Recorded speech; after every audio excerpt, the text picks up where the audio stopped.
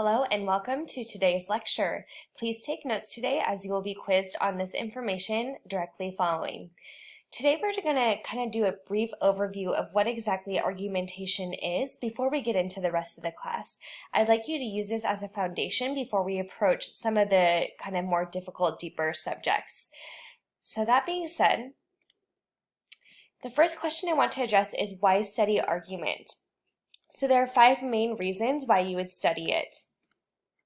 The first is that you can learn to be a more effective arguer. So that can be written, which is what we're going to be talking about for the sake of this class, or it can be spoken. I'm going to give you the tools such as fallacy identification to strengthen your own argumentative style and see the faults in others. You study argument so you can be a better employee. You'll know when to analyze and critique arguments, and or you can analyze and critique what's being asked of you in the workplace. You can better defend your rights. By knowing the language and being able to identify at a deeper level what's being asked of you, you will be able to know what exactly is within your right. A lot of laws have implicit arguments, and we will discuss the nuances of language this term. You study argument so you can help reach a consensus in a democratic society. Being able to argue with others with facts is especially important, especially right now. So again, using the language of argumentation, you're able to help make informed decisions to participate in the democratic society that we have. And last but not least, you study argument to avoid being misled. One of the worst feelings out there is when you realize that you've been duped. So hopefully through this class, you're going to be given the tools necessary to realize when it is that you're being manipulated by advertisements, by the media, online posts from your friends, blogs, arguments with your brother, whatever it is, argumentation and their tools can avoid you from being misled. There are 3 main definitions that I want to quickly cover about what argument itself is. So I'll start with the one that we're really going to be working with this quarter, and then I'm going to get a little bit more narrow from there. Argument is the art of influencing others through the medium of reasoned discourse to believe or act as we would wish them to believe or act. So the main part of this sentence that I want to emphasize is through the medium of reasoned discourse. Without that part of the definition simply becomes persuasion. So it's very key here that we focus for the sake of this quarter on the idea of what exactly reasoned discourse is. So I'm going to spend the rest of these 5 weeks discussing that. Additionally, the second definition of argument is a statement or statements offering support for a claim. So one of the key terms of this quarter is claim, is essentially someone's thesis, someone's argument. So again, a statement offering support for a claim provides an argumentative structure. We'll talk more about that as the quarter goes on. Last and not least, argument presents a clear thesis and supports it with evidence. You have a big paper at the end of this class. It's a research paper, and that's exactly what you're going to do. You're going to have a clear argument, and you're going to support it with evidence.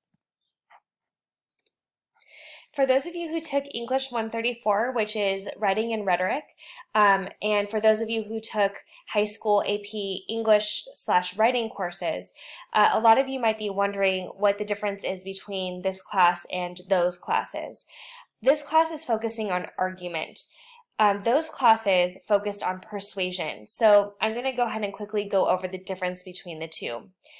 In argument, your goal is to discover the truth with a capital T. Your goal is to use reasoning and evidence to persuade an audience to accept this truth. And again, it's backed always by good reasoning and by good evidence. You offer facts that support the reasons in the form of evidence. Persuasion, however, the goal is to promote an opinion on a particular position that is rooted in truth. So essentially, if you're going to be comparing argument to persuasion, persuasion is more opinion-rooted rather than truth-rooted.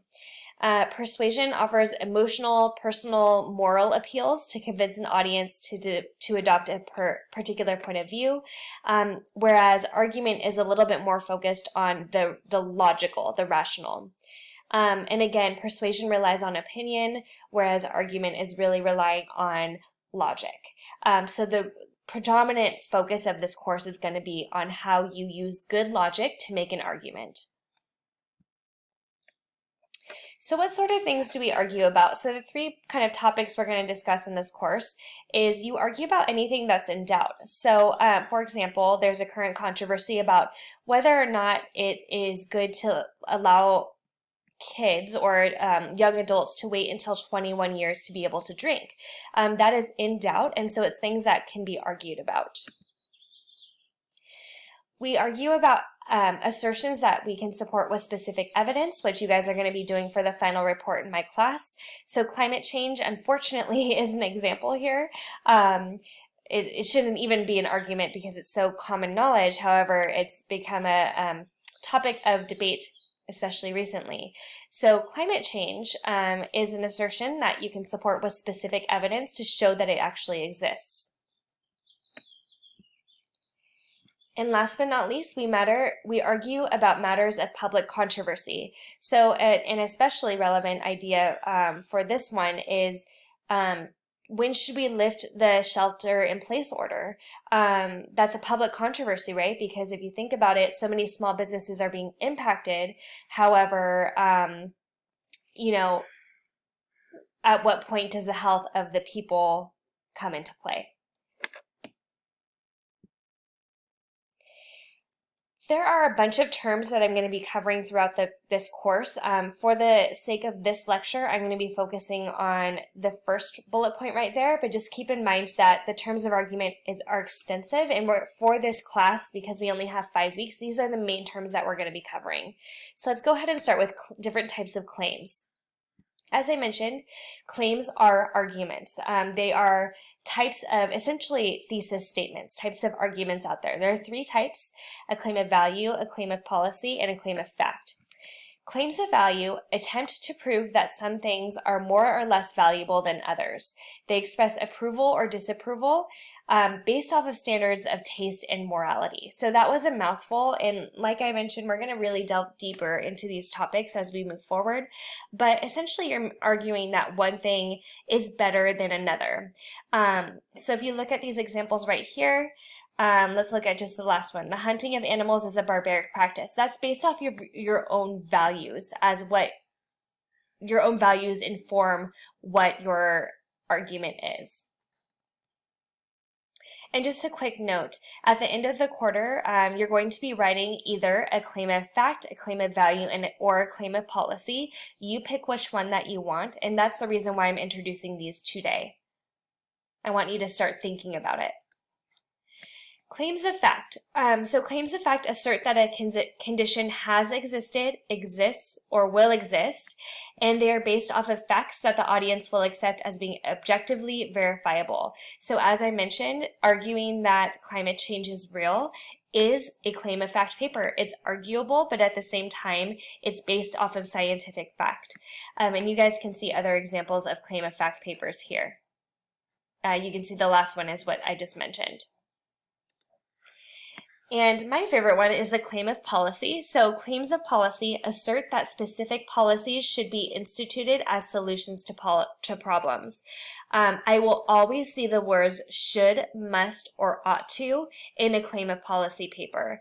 And you can see those underlined in these 3 examples right here. So claims of policy are essentially you kind of proposing a solution to a problem.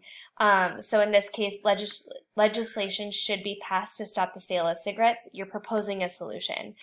These are fun to write, and again, it's all based off of your personal opinion, but if I were writing a paper for my class, I would write a claim of policy. All right, so that was just a quick, 10-minute lecture. Now that you're done with the lecture component, I would like you to complete the exercise that is on Canvas. In this exercise, please write down a claim of fact, a claim of value, and a claim of policy about Cal Poly itself. It could be on whatever topic that you'd like. Try to keep it the same thematically, but I would like you to see the difference between the three types of claims, and we will address these as we move on with the quarter. This will be a participation grade, so it's a quick kind of pass, no pass situation, and I think that's all that I have for you today. If you have any questions, do not hesitate to email me, and if you did not take notes after listening to this lecture, I do recommend going back and writing down the definitions that I discussed. Have a great day.